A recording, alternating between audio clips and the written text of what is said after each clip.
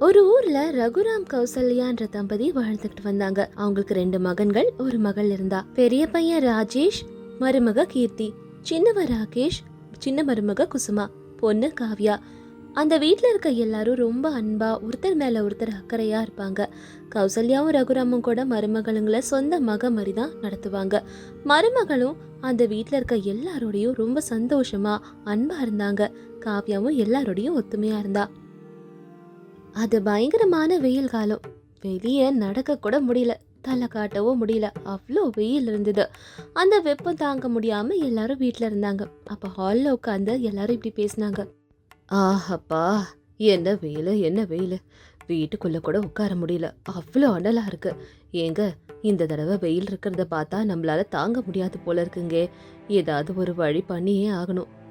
ஆமா கௌசல்யா, நீ சொல்றது கரெக்ட் தான். ஊர்ல இருக்க நம்மளாலேயே இந்த வெப்பத்தை தாங்க முடியலனா வெளியே இருக்கிறவங்க சிட்டில இருக்கவங்க எல்லாம் எப்படி தாங்கிப்பாங்களோ. அதுக்கு இந்த ஊரே பரவாயில்லன்னு தோணுது. ஆமாமா, அப்பா சொல்றது கரெக்ட் தான். முன்னாடி நான் சிட்டில இருந்தேன்ல, அப்பெல்லாம் வெயில் தாங்கவே முடியாது. இங்கேயாவது மரம் இருக்கு, செடி கொடின்னு இருக்கு. அங்கெல்லாம் வெறும் ரோடு தான், வெயிலே ரொம்ப அதிகமா இருக்கும். ஆமாங்க, நம்ம வீடை சுற்றி நிறைய மரம் செடி கொடி இருக்கிறதுனால ஏசி போட வேண்டிய அவசியமே இல்லை. ஆனால் இதுவே சிட்டியில் இருந்தால் ஏசி இல்லாமல் வாழவே முடியாது. அங்கே ரொம்ப அதிகமாக இருக்கும். ஆமாங்கா, ஏசிலாம் போட்டால் கரண்ட் பில்லு எகிரிடும் இந்த வெயிலுக்கு. அதனால தான் வெயில் காலம் வந்தால் சிட்டியில் இருக்க எல்லாரும் பொட்டி பொடிக்க எல்லாம் பிளாக் பண்ணிட்டு அவங்கவுங்க சொந்த ஊருக்கு போய் ரெஸ்ட் எடுக்கிறாங்க. ஆமாம் ஆமாம் அண்ணி, நீங்கள் கரெக்டாக தான் சொல்கிறீங்க. இங்க சில்லுன்னு காத்து, அப்புறம் நேரத்துக்கு சாப்பாடு, ஆரோக்கியமான இயற்கை சாப்பாடு, இதெல்லாம் விட்டுட்டு யாராவது போவாங்களா? அதான் இங்க ஓடி வந்துடுறாங்க. காவியா பேசினதுக்கு அப்புறம் எனக்கு ஒரு ஞாபகம் வந்தது. நம்ம குடும்பத்துல கஞ்சத்தனமான சிம்மாச்சலம் மாமாவும் அவங்க மனைவி சரோஜாவை பத்தி தான் ஞாபகம் வருது. அவங்க வராம இருந்தா சரிதான் அப்படின்னுட்டு ராகேஷ் எல்லார்கிட்டயும் சொல்லிக்கிட்டு இருக்கும் போதுதான் ரகுராமையாவோட போன் அடிச்சுது. போன் அடிக்கிறத கேட்டு உடனே ஆன் பண்ணாங்க ரகுராமையா. சொல்லு சிம்மாச்சலம், எப்படி இருக்க? வீட்டுல இருக்கிறவங்க எல்லாம் எப்படி இருக்காங்க? அதுக்கப்புறம் என்ன விசேஷம், கால் பண்ணிருக்க? அப்படின்னு சிம்மாச்சலன்ற பேரை கேட்டோட வீட்டில் இருக்கவங்க எல்லாரும் ஒருத்தர் மூஞ்ச ஒருத்தர் பார்த்து திரு திருன்னு முழிச்சுக்கிட்டு இருந்தாங்க. அப்ப ரகுராமையா போன்ல, ஓ அப்படியா, சிட்டில வெயில் அதிகமா இருக்கா? ஓஹோ. என்ன? ஓ, நாளைக்கு வீட்டுக்கு வரீங்களா? சரி சரி, வாங்க. ஒரு வாரம் இருக்க போறீங்களா? எவ்வளவு நாள் வேணா இருங்க, உங்களோட இஷ்டம்தான். சரி, அப்போ நீங்க நாளைக்கு வரும்போது வீட்டுல சந்திக்கலாம் அப்படின்னு சொல்லிட்டு ரகுராமையா போனை வச்சுட்டாரு. என்னங்க, ராகேஷ் அவங்க பேரை எடுத்தோன்னே வரேன்னு சொல்லிட்டாங்களே, நாளைக்கு வராங்களா? உண்மைதானாங்க அவங்க வரது? ஆமா கௌசல்யா, நாளைக்கு சிம்மாச்சலம் வீட்ல இருந்து அவரும் அவர் மனைவி சரோஜாவும் நம்ம வீட்டுக்கு வராங்களாம். ஒரு வாரத்துக்கு மேல தங்குவேன்னுட்டு சொல்லிருக்காங்க. அவங்க வீட்ல ரொம்ப வெயிலா இருக்கான். சிட்டில இருக்காங்கல்ல, ஏசி பாழாயிடுச்சான். ரிப்பேர் பண்ண கொடுத்தா ரொம்ப அதிக செலவாகுமா, அதனால வராங்க. அவங்க வீட்டில் ஏசி சரியில்லைன்னா நம்ம என்னங்க பண்ண முடியும்? அதுங்க வேணும்னே நல்லா இருந்தாலும் நல்லா இல்லைன்னு சொல்லுங்க. கஞ்சத்தனமானதுங்க. 10 ரூபாய் கூட பாக்கெட்லேருந்து எடுக்காதுங்க. ஒரு வாரம் இருந்து இங்கே நம்ம உயிரை தான் வாங்க போகுது. ஐயோ, சரோஜா அத்தையா வராங்க. போச்சு, 2 அண்ணிங்களும் கிச்சனை விட்டு வெளியே வந்த மாதிரி தான். காஃபி, டீ, ஸ்நாக்ஸு, போண்டா பஜ்ஜின்னு ஏதாவது கேட்டுட்டு இருக்கோம். காவ்யா, வரவங்க பெரியவங்கள என்ன ஒரு வாரம் தானே இருக்க போறாங்க. அவங்க பேசுற எதையும் பெருசுப்படுத்தாம அமைதியா எல்லாத்தையும் விட்டுட்டோம்னா எந்த பிரச்சனையும் வராது.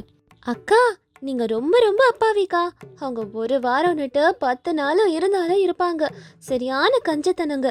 இவங்களுக்கு அவங்கள பத்தி தெரியல. குசுமா சொல்றது கரெக்ட் தான் கீர்த்தி.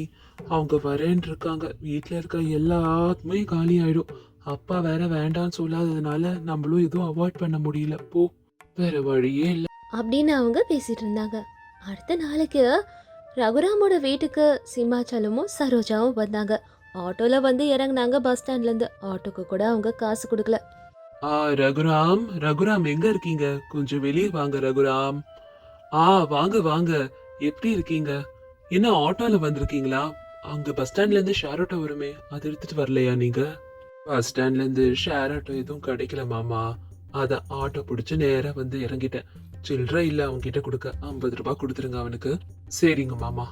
அப்படின்னு ரகுராம் ஐயா ஆட்டோக்காரனுக்கு காசு கொடுத்தாரு. கௌசல்யா, கௌசல்யா எங்க இருக்க? நான் வந்துட்டேன் வா. ஆஹா, வாங்க சரோஜா அண்ணி, எப்படி இருக்கீங்க? நல்லா இருக்கீங்களா? அப்புறம் உங்க பிரயாணம் எல்லாம் எப்படி இருந்தது? பிரயாணமா ரொம்ப அலசி போய் வந்திருக்கோம்.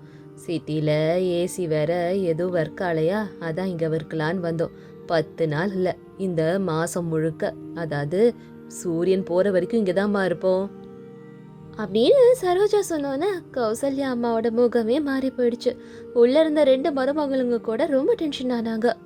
கேட்டியா குசுமா, 1 வாரம் இல்லையா, இந்த மாதம் முழுக்க இங்கே தான் இருப்பாங்களாம். போச்சு போ. நான் தான் அப்பவே சொன்னேனேக்கா, இதுங்கெல்லாம் சரியான கஞ்சோன்னுட்டு, சரியானதுங்க. ஆமாடி கீர்த்தி, குசுமா எங்கம்மா இருக்கீங்க? கொஞ்சம் வந்து லக்கேஜ் பேக்கை எடுத்து வைங்க. அப்பா வெயிலில் வந்திருக்கேன், கொஞ்சம் அப்படியே சர்பத் போட்டு கொடுங்க. ஐஸ் போட மறந்துடாதீங்கம்மா, அதெல்லாம் நல்லா சில்லுன்னு இருக்கணும். சரிங்க இப்போவே எடுத்துட்டு வரேன் அப்படின்னு அவங்க 2 பேரும் ஊர்லேருந்து வந்ததுலேருந்து இவங்க 2 பேருக்கும் பெண்டு நிமிந்துருச்சு. காலையில் வெந்நீர், காஃபி, அதுக்கப்புறம் பிரேக்ஃபாஸ்ட், மத்தியானத்துக்கு 3 வகை பொரியலோட நிறைய வகை வகையான சமையல், அப்புறம் ராத்திரி டின்னர். இப்படி தினமும் விதவிதமா அவங்களுக்கு சமைச்சு போட்டுக்கிட்டே இருந்தாங்க. இதுக்கு மத்தியில் ஸ்நாக்ஸு, கூல்ட்ரிங்க்ஸ் வேற. அப்படியே 1 வாரம் ஆச்சு. இவங்களுக்கு வேலை செஞ்சு அந்த வீட்டில் இருக்க 4 பெண்களும் அலசி போயிட்டாங்க. அன்னைக்கு ராத்திரி எல்லாரும் தூங்கினதுக்கு அப்புறமா வீட்டில் இருந்த 4 பெண்களும் சமையல் அறையில் ஒரு மீட்டிங்கை போட்டாங்க. ஐயோ, ஊர்லேருந்து வந்திருக்க இந்த சிம்மாச்சல அண்ணன் பார்வதியோட தொல்லை தாங்க முடியல. என் மருமகளுங்க 2 பேரையும் ஏதோ வீட்டு வேலை செய்கிறவங்கள விட மோசமாக நடத்துகிறாங்க. எவ்வளோதான் எல்லாரும் வேலை செய்கிறது, என்னால் தாங்க முடியல. ஆமாம்மா, என்ன கூட நல்லா வேலை வாங்குச்சு தெரியுமா? பஸாருக்கு அனுப்பி இது வாங்கிட்டு வா, அது வாங்கிட்டு வான்னு சொல்லி காசே கொடுக்கல. காசை பற்றி கேட்டால் அப்புறம் தரேன்னு சொல்லிடுச்சு. அதுக்கப்புறம் என்னை பார்க்க கூட இல்லைம்மா. அத்தை, 1 வாரமா வேலை செஞ்சு உடம்பெல்லாம் ரொம்ப களைப்பா இருக்குத. இன்னும் 2 நாள் இருந்தாங்கன்னு வச்சுக்கோங்க, அவ்வளோதான். என்னை கொண்டு போய் பார்த்துக்கிறதுக்கே உங்களுக்கு நேரம் சரியா இருக்கும். என்னால் முடியலத்த இவங்களுக்கு வேலை செய்ய. அக்கா, டோன்ட் வரி, இன்னும் 2 நாள் என்ன, நாளைக்கு சாயந்தரமே அவங்கள பேக்ஸ் எல்லாம் பேக் பண்ணிட்டு போற மாதிரி ஏதாவது பண்றேன். என்கிட்ட சூப்பரா ஒரு ஐடியா இருக்கு. அப்படி என்ன ஐடியா குசுமா அது? அவங்க எப்படியாவது இங்கேருந்து அனுப்பணும். ஆனால் அவங்க மாமாவுக்கு தெரிஞ்சா வருத்தப்படுவாருன்னு தான் நான் அமைதியாக இருக்கேன். அது தெரியாமல் பார்த்துக்கிறது உன்னோட பொறுப்பு.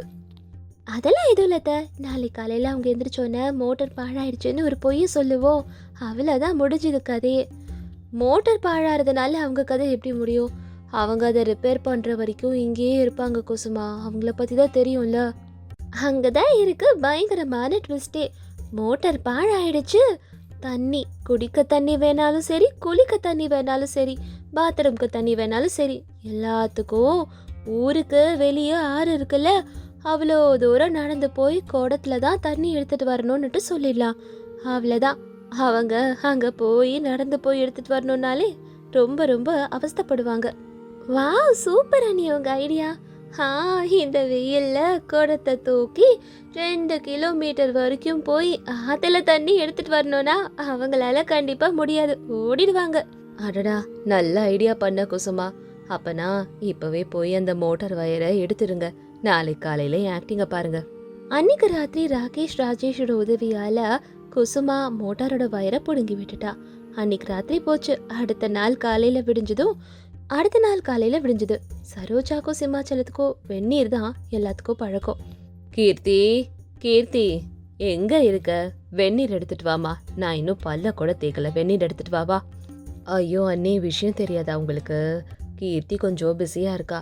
நம்ம வீட்டில் மோட்டாரு ஒர்க் ஆகலை, டேங்க்ல ஒரு சொட்டு தண்ணி கூட இல்லை. வெயில்ல எல்லாம் பிரச்சனையாயிடுச்சு. இப்போ தண்ணியே இல்லை நீ வீட்டில். என்னம்மா கௌசல்யா சொல்ற? மோட்டார் பாழாயிடுச்சா? ஐயோ, இப்ப எப்படி? நாங்க குளிக்கணும், பல்லு தேய்க்கணும், தண்ணி குடிக்கணும். எனக்கு ஒன்னும் புரியல. அதான் ரிப்பேர் பண்ற ஆளை கூப்பிட்டேன். மோட்டாரை காமிச்சா அவன் எடுத்துட்டு போயிருக்கான். எடுத்துட்டு வந்து தரத்துக்கு 1 வாரம் ஆகும்னு சொல்லிட்டானே, என்ன பண்றது? ஐயோ, 1 வாரம் ஆகும்னு சொல்லிட்டானா? 1 வாரத்துக்கு தண்ணி இல்லாம என்ன பண்ண முடியும்? எனக்கு அர்ஜென்ட்டா சுடு தண்ணி வேணுமே. அந்த சமயம் குசுமா 2 காலியான குடத்தை எடுத்துட்டு வந்து அவங்க முன்னாடி வச்சு, அத்தை, ஒன்றும் இல்லை, நம்மளோட ஊருக்கு எல்லையில ஒரு ஆறு இருக்கு. யார் யாருக்கு தண்ணி வேணுமோ அவங்களே போய் குடத்துல எடுத்துட்டு வந்தீங்கன்னா நல்லா இருக்கும். நானும் அக்காவும் கூட சமையலுக்கு தேவையானது எங்களுக்கு தேவையானதை நாங்களே போய் தான் எடுத்துட்டு வந்தோம். நீங்க போய் எடுத்துட்டு வந்துட்டீங்கன்னா உங்களுக்கு சுடு தண்ணி போட்டு கொடுத்துட்டோம். ஐயோ, ஊரு எல்லைக்கு போகணும்னா 3 கிலோமீட்டர் நடக்கணும். அதுவும் இந்த வெயில்ல போய் தண்ணி எடுத்துட்டு வரணுமா? என்னால முடியாது, மூட்டு வலி இருக்கு. ஆமா மாமா, என்கிட்ட இருக்க தண்ணி எல்லாம் சமையலுக்கு மட்டும்தான் பயன்படுத்தும். இந்த மாதிரி குளிக்க சுடு தண்ணி போட்டு தர பாத்ரூம்க்கு அது பத்தாது. யார் யாருக்கு தண்ணி வேணுமோ அவங்களே தான் போய் எடுத்துட்டு வரணும்னு இந்த ஊர்ல ரூல் இருக்கு. ஏமா, உண்மையிலே மோட்டார் ரிப்பேர் தானா, இல்லை எங்களுக்கு சரியா பணிவிடை செய்யக்கூடாதுன்னுட்டு நீங்கள் வேணும்ட்டு எங்ககிட்ட போய் சொல்லி நடிச்சுக்கிட்டு இருக்கீங்களா? என்ன விஷயம்? ஐயோ அண்ணி, நாங்கெல்லாம் அப்படி பண்ணுவோமா சொல்லுங்க? எங்களுக்கு இதெல்லாம் தேவையா? உண்மையிலே மோட்டார் ரிப்பேர் தான். வேணும்னா தோ இருக்காருல, இவரை கேளுங்க. ஆமா அண்ணி, உண்மையிலே மோட்டார் ரிப்பேர் தான். கௌசல்யா சொல்றது உண்மைதான். தண்ணி அவங்க போய் தான் எடுத்துட்டு வரணும். உங்களுக்கு வேணும்னா அங்க போய் எடுத்துட்டு வாங்க, சுடு தண்ணி போட்டு தர சொல்றேன். வேற வழியே இல்லாததுனால சரோஜாவோ சிம்மாச்சலமோ அந்த காலியான 2 குடங்களை எடுத்துக்கிட்டு காலையில ஒரு 9 மணி இருக்கும் அப்போ ஆத்துக்கிட்ட போறதுக்கு நடந்து போனாங்க. கொஞ்சம் தூரத்துல ஒரு குழாய் இருந்தது. அங்க போறதுக்கே 2 கிலோமீட்டர் மேல நடக்க வேண்டியிருந்தது. கியூல நின்று தண்ணி எடுத்துட்டு வீட்டுக்கு நடந்து வந்தாங்க. அந்த வெயில்ல ரொம்ப கஷ்டப்பட்டு வேர்த்து விறுவிறுத்து வீட்டுக்கு நடந்து வந்தாங்க. அப்பா, என்னால முடியல. ஐயோ, இந்த வெயில்ல இவ்வளவு தூரம் நடந்துட்டு வர்றதுக்குள்ள படாத பாடப்பண்டி இருக்கு. வயசான காலம்ல. அம்மா, என்னாலயும் முடியலங்க. ஐயோ, என்ன வெயில் தாங்க முடியல. இந்த வெயில்ல தினமும் 2 குடம் தண்ணியை போய் எடுத்துட்டு வரணும்னா என்னால முடியாது. அட என்ன அண்ணி, காலையில தண்ணி எடுத்துட்டு வரதுக்கே இப்படி நீங்க ரொம்ப அழுத்து போயிட்டீங்க. சாயந்தரத்துக்கும் குடத்துல தண்ணி எடுத்துட்டு வரணும்ல. இப்போ எடுத்துட்டு வந்திருக்க தண்ணி குளிக்கிறதுக்கும் பாத்ரூம்க்கும் கரெக்டா இருக்கும். ராத்திரிக்கும் பாத்ரூம் போகணும்ல, அப்ப தண்ணி வேணுமே. அப்பா, நாங்களே இங்க ரெஸ்ட் எடுக்கலான்னு வந்தா இந்த ஊர்ல வந்து தண்ணி பிரச்சனை, மோட்டர் பிரச்சனைன்னுட்டு இவங்க நம்மள நல்லா வேலை வாங்குறாங்க. என்ன பண்றது? என்னால ஒரு நாள் கூட இனிமேல் தாக்கு பிடிக்க முடியாது. முதல்ல ட்ரெஸ் எல்லாம் பேக் பண்ணு சரோஜா, நம்ம வீட்டுக்கே நம்ம போலாம். ஆமாங்க, நீங்க சொல்றதோ கரெக்டு தான். கரண்ட் பில்லை மிச்சப்படுத்தலான்னு இந்த ஊர்ல வந்து ஹாய் ரெஸ்ட் எடுக்கலான்னு பார்த்தா இங்கே இவங்க நம்மள நல்லா வேலை வாங்குறாங்க. அதுக்கு அந்த கரண்ட் பில்லை கட்டிட்டு ஏசியை போட்டு நம்ம சொகுசா இருக்கலாம் அப்படின்னு உடனே அவங்க 2 பேரும் பேக் எல்லாம் பேக் பண்ணிட்டு ஹாலுக்கு வந்தாங்க. அவங்க 2 பேரும் ஊரை விட்டு கிளம்புறத நினைச்சு வீட்டுல இருக்கவங்க எல்லாரும் சந்தோஷப்பட்டாங்க. என்ன மாமா, இப்பவே கிளம்பிட்டீங்க? ரொம்ப நாள் இருக்க போறேன்னு சொன்னீங்க. அது ஒண்ணும் இல்ல, என் வீட்டு பக்கத்துல இருக்கிறவங்க கால் பண்ணாங்க இப்பதான். அவங்களுக்கு ஏதோ எமர்ஜென்சியா, அதான் உடனே வர சொன்னாங்க. இதான் கிளம்புறோம். அட அண்ணி, இன்னும் கொஞ்ச நாள் இருக்கலாம்ல. தண்ணி எடுக்கிறது ஒன்றும் அப்படி ஒன்றும் கஷ்டம் இல்லையே, நாங்கள் கூட அதை தானே எடுத்துட்டு வரோம். உங்க கஷ்டத்தை நீங்களே பார்த்துக்கோங்க கௌசல்யா, எங்களால முடியாது, நாங்கள் கிளம்புறோம் அப்படின்னுட்டு சிம்மாச்சலமும் சரோஜாவும் பேக்கை எடுத்துக்கிட்டு அங்கிருந்து விட்டா போதுன்னு ஜூட் விட்டாங்க. அவங்க போனோன்னே ராஜேஷ், ராகேஷ், கீர்த்தி, குசுமா, கௌசல்யா, காவ்யா எல்லாரும் சிரிச்சாங்க. என்னாச்சு? எதுக்கு நீங்க எல்லாரும் இப்படி சிரிக்கிறீங்க? அவங்க ஏன் இப்படி அவசரமா புறப்பட்டுட்டு போறாங்க? ஆமா, நீங்க நினைக்கிற மாதிரி மோட்டார் பாழெல்லாம் ஆல.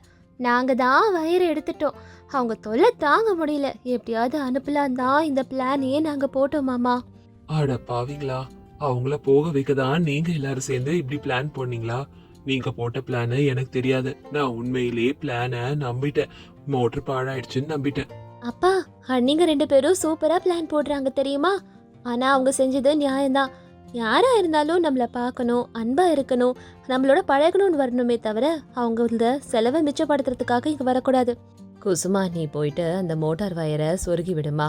எல்லாருக்கும் நான் சுட சுட பக்கோடாவும் டீயும் போட்டு எடுத்துட்டு வரேன். எல்லாரும் நிம்மதியா இருக்கலாம்.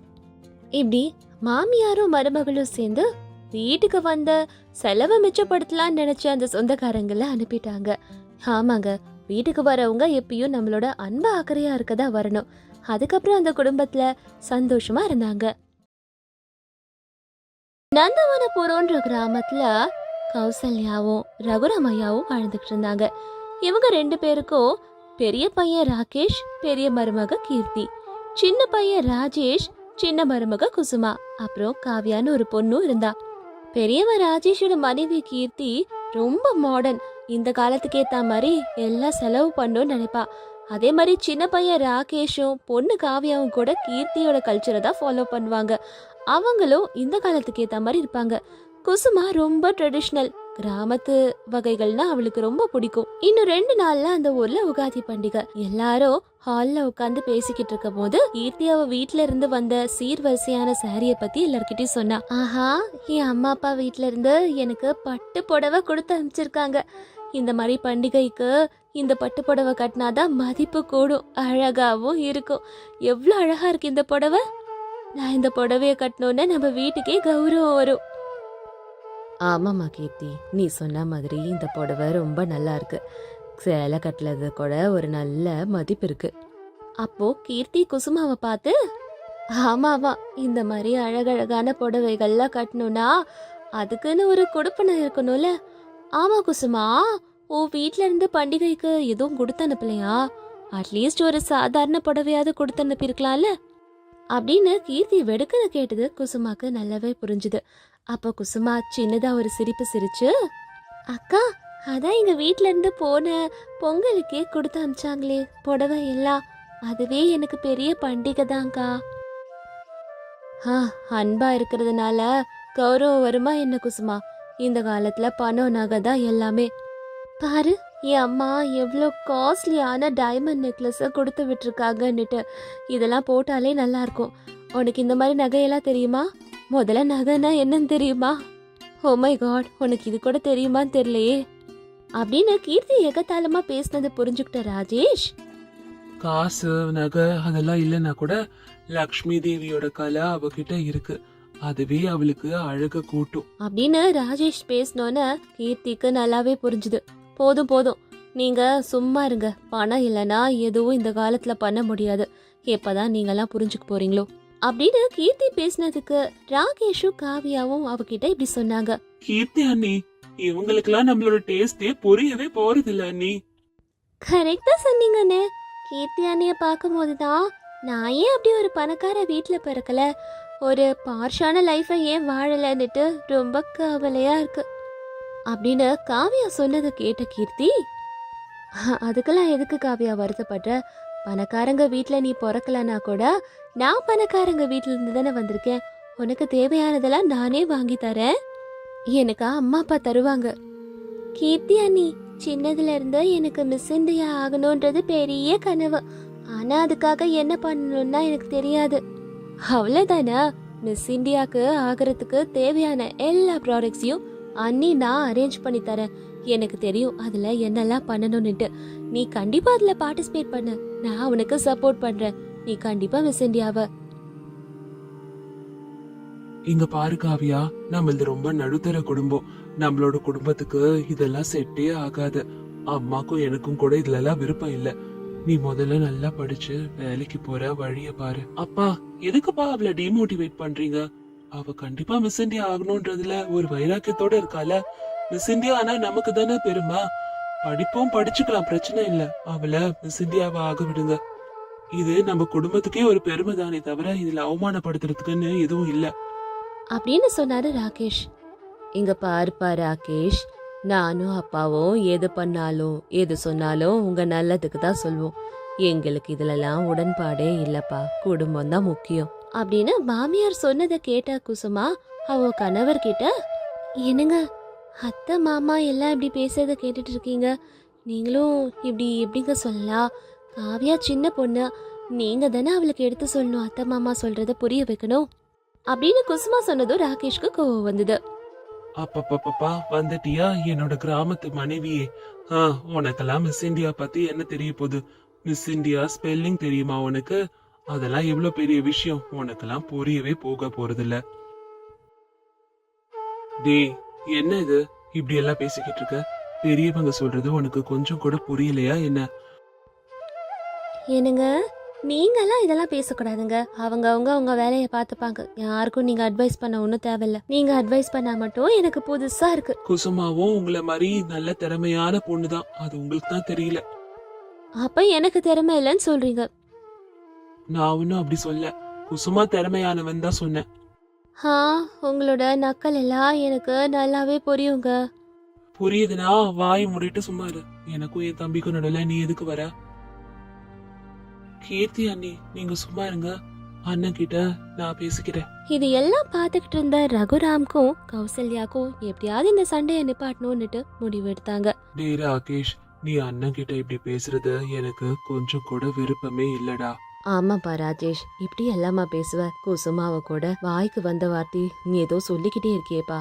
ஆமா ஆமா, உங்க 2 பேருக்கும் நான் பண்ற அவஸ்தை எல்லாம் எங்க புரிய போகுது? நான் வேண்டாம் வேண்டான்னு சொன்னா கிராமத்துல இருந்து ஏதோ ஒரு பொண்ணை எடுத்துட்டு வந்து எனக்கு கல்யாணம் பண்ணி வச்சுங்க. இவளால என் ஃப்ரெண்ட் சர்க்கிள் எல்லார் இடத்துலயும் என்கிட்ட அவமானம். இவ பண்றதெல்லாம் என்னால புரிய கூட வைக்க முடியல. நான் ஒண்ணு சொன்னா இவ ஒண்ணு பண்றா, புரிஞ்சுக்கிறதே இல்ல இவ.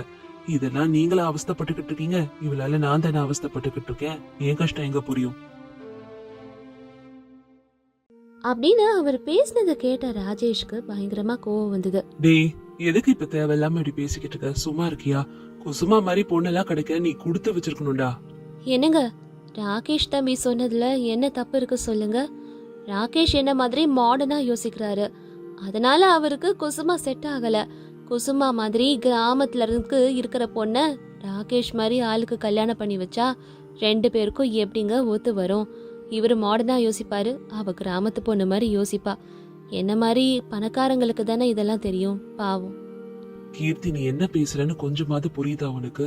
குசுமா இங்கேயே தான் இருக்கா. நீ பேசுறத கேட்டா அவன் என்ன நினைப்பா சொல்லு? இதுல என்னங்க தப்பு இருக்கு?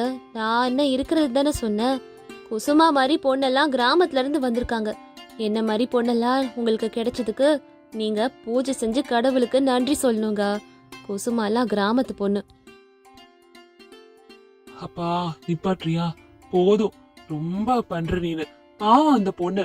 உன்னெல்லாம் கல்யாணம் பண்ணது என் விதி. என்ன பண்றது, வேற வழி இல்லாம கல்யாணம் பண்ணிக்கிட்டேன். உங்களது இல்லைங்க தப்பு, என்னோட தப்பு தான்.